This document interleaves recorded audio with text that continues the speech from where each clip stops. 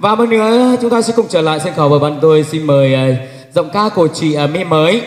trở về sân khấu với ca khúc tuyển chọn của mình. Vâng quý vị, một lần nữa chúng ta cổ vũ cho Mỹ Mới một tràng pháo tay thật lớn với nồng nhiệt nữa.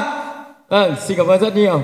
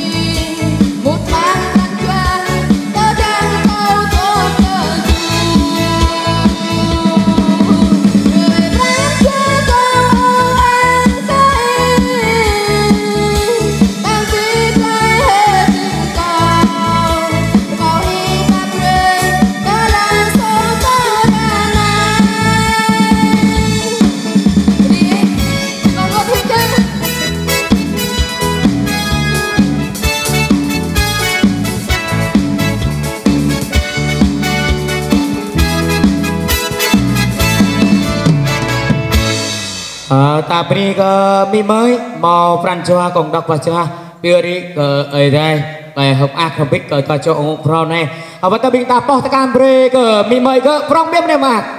bri ke bình ta